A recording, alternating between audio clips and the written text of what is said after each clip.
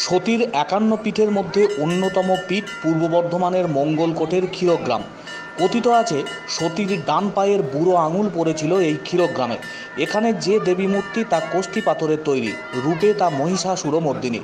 ক্ষীরগ্রামে ঢোকার মুখেই রয়েছে ক্ষীরদিঘি নামে একটি বড়সড় জলাশয়। আজ ৩১শে বৈশাখ ক্ষীরগ্রামে মা যোগাদ্দার পুজো অনুষ্ঠিত হলো। জাঁকজমকভাবেই শুরু হয়েছে দেবী যোগাদ্দার পুজো। আর দেবীকে দেখতে কাতারে কাতারে ভক্তদের ঢল। গোটা গ্রামে উৎসবের আবহ। রাজ্যের বিভিন্ন প্রান্ত থেকে মা যোগাদ্দাকে দেখতে বহু ভক্তরা এসে ভিড় করেছেন। পুজো ঘিরে কোনো অপ্রীতিকর ঘটনা যাতে না ঘটে তার জন্য মোতায়েন রয়েছে পুলিশ বাহিনী। সারা বছর জলের তলার মন্দিরে রাখা হয় প্রস্তর মূর্তিকে।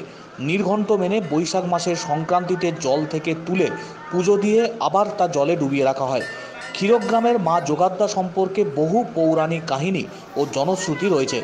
যখন রাম রাবণের যুদ্ধ চলছে তখন রাবণপুত্র মহিরাবণ রাম ও লক্ষ্মণকে তার আরাধ্য দেবী ভদ্রকালীর কাছে বলি দেওয়ার জন্য পাতালে বন্দি করেছিল।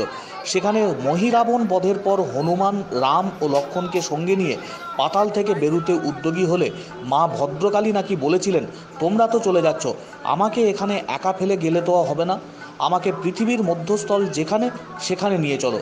হনুমান সুরঙ্গ পথে রাম লক্ষ্মণকে ও মা ভদ্রকালীকে সঙ্গে করে নিয়ে আসেন এই ক্ষীরগ্রামে। সেই থেকেই পুজোর আয়োজন করা হয় এবং সেই পুজোকে ঘিরেই মাতোয়ারা হন ভক্তরা।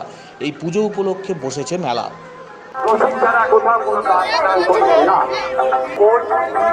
এখানে পাওয়া যাচ্ছে আমাদের প্রসাদ কাউন্টারে, যার মূল্য ১৮০ টাকা ৫০ টাকা। মায়ের ছবি যার মূল্য কাউন্টার থেকে পেয়ে যাবেন। আপনারা প্রসাদ কাউন্টারে আসুন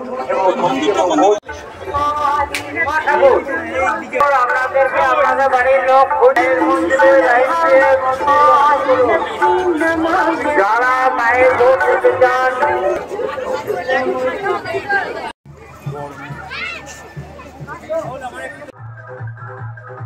এখন বর্ধমান জেলার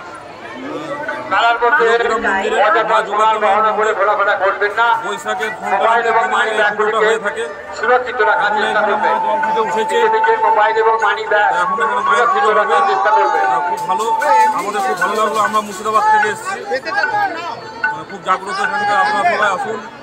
আমরা দুর্গা মায়ের ইয়েতে এসেছি, মোটামুটি আজকে আমাকে মা টানালো, এলাম, এসে তো দেখছি প্রচুর ভিড় ভাট্টা। আবার হয়তো ভবিষ্যতে আরও ভিড় হবে, খুব আনন্দ পাচ্ছি দেখে। যোগ্যতা মা কেমন?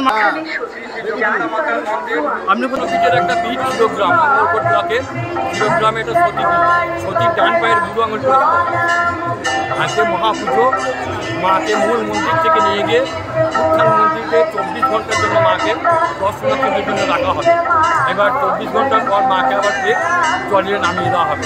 চতুর্দিকে একটা পুজো, এটা সমস্ত ধর্মের একটা মিলন ক্ষেত্র। এই জায়গায় মাকে সবাই আজকে স্পর্শ করতে পারবেন। অধীর আগ্রহে যে পুণ্যার্থীরা অপেক্ষা করছেন, সবাই লাইনে দাঁড়িয়ে আছেন। আমাদের যথেষ্ট প্রশাসনিক ব্যবস্থা রয়েছে, তাছাড়াও আমাদের কমিটি মেম্বার এবং ভলেন্টিয়াররাও যুক্ত রয়েছে।